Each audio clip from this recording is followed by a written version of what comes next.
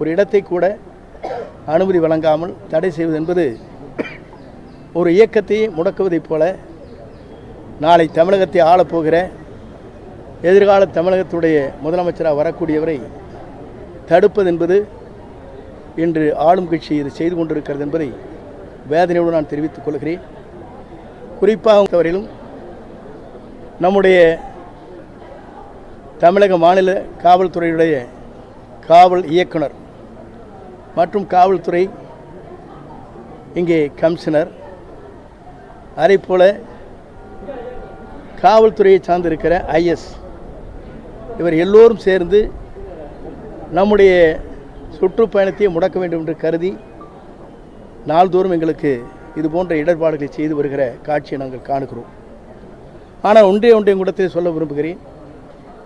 மேற்கு வங்காளத்தில் ஒரு முதலமைச்சர் அங்கே தேர்தல் ஆணையம் என்ன செய்திருக்கு என்று சொன்னால் 600 பேரை மாற்றியிருக்கிறார். இங்கே 2 ஆண்டு காலம் 3 ஆண்டு காலம் இருக்கின்ற ஒரு அதிகாரி கூட இவர்களுக்கு சாதகமாக இருக்கிற காரணத்தின் அடிப்படையில் மாற்றப்படவில்லை என்பதுதான் வேதனையாக இருக்கிறது. இதை நான் எதற்காக சொல்லுவேன் என்று சொன்னால், ஒரு தலைவருடைய சுற்றுப்பயணத்தை முடக்குவது என்பது இந்த ஜனநாயக நாட்டில் நடைபெற்ற ஒன்றாக இல்லை. ஆகவே தான் அவரே வருகை தந்து தானே நேரடியாக தமிழக தேர்தல் ஆணையரை பார்த்து அவரிடத்திலே இந்த கடிதத்தை தந்து எங்களுக்கு என்னென்ன இடர்பாடுகள் இருக்கிறது எங்கள் சுற்றுப்பயணத்திற்கு என்பதை எடுத்துச் சொல்கின்ற வகையிலே தான் அவர் இங்கே வருகை தந்து இத்தனை கூட்டத்திலும் இத்தனை நெரிசலிலும் அவர் வெளியே வந்தாலே உங்களுக்கு தெரியும், எல்லோரும் கூட்டத்தை சேர்த்த வேண்டும்.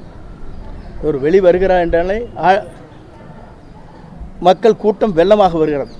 இதையெல்லாம் பார்த்ததற்கு பிறகு இதுவரையிலும் அவர்கள் அந்த அனுமதியை வழங்கவில்லை, வேறு இடத்தை காட்டுங்கள் என்று சொல்கிறார்கள்.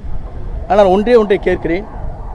பேருந்திலே பயணம் செய்து தெருவாக சென்று தெருவிலெல்லாம் நின்று கொண்டு மாலையும் பூக்களையும் வீசிக்கொண்டு செல்லுகிற காட்சியும் நீங்கள் இன்றைக்கு டிவியின் மூலமாக நாங்கள் பார்க்கிறோம். அதற்கெல்லாம் என்ன விதிகள் இருக்கிறது, எந்த விதியின் அடிப்படையில் அவர்கள் செல்கிறார்கள்? ஆனால் எங்களுக்கு மட்டும் விதிகளை வைத்துக்கொண்டு 100 பேர்களுக்கு மேலே எந்த இடத்திலும் கூட்டம் கூடக்கூடாது என்று சொன்னால், இப்போ பார்த்துருப்பீங்க, இங்கே இவர் வர்றான்னு சொன்ன உடனே 1000 பேர் நிற்கிறாங்க. இது தவிர்க்க முடியாத ஒன்று. ஏனென்று சொன்னால், இவர் நாளை தமிழகத்தினுடைய கோட்டையிலே கொடியேற்றுவார் என்ற அச்சம் மற்றவர்களுக்கு இருக்கிறது.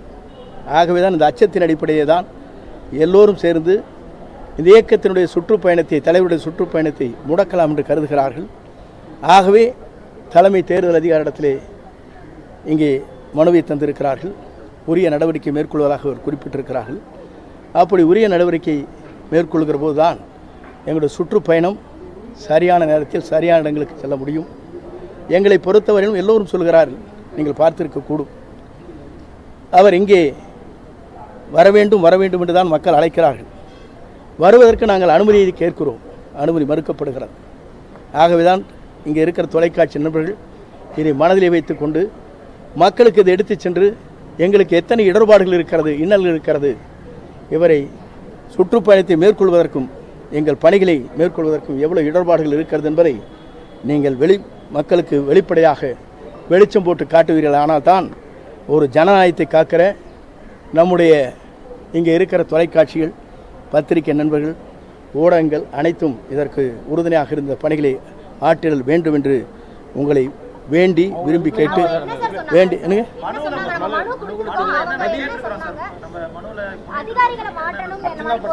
இல்லை, எங்களுடைய பணிகள் அனைத்தும் முடக்கப்படுகிறது.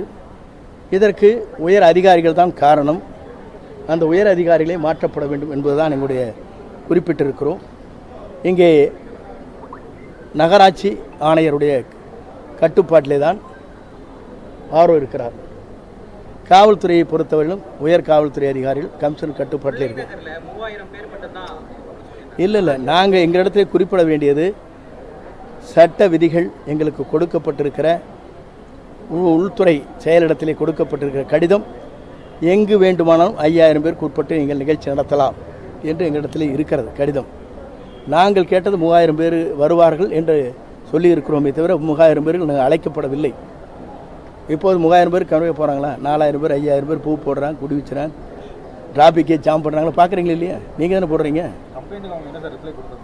உடனடியாக நடவடிக்கை மேற்கொள்வதாக சொல்லியிருக்கிறார்கள். ஒன்றே கூடத்தை சொல்ல விரும்புகிறேன். மேற்கு வங்காளத்தில் மட்டும் 600 பேர் உயர் அதிகாரிலிருந்து அனைத்து அதிகாரி மாற்றப்பட்டிருக்கிறார். என்ன காரணம்?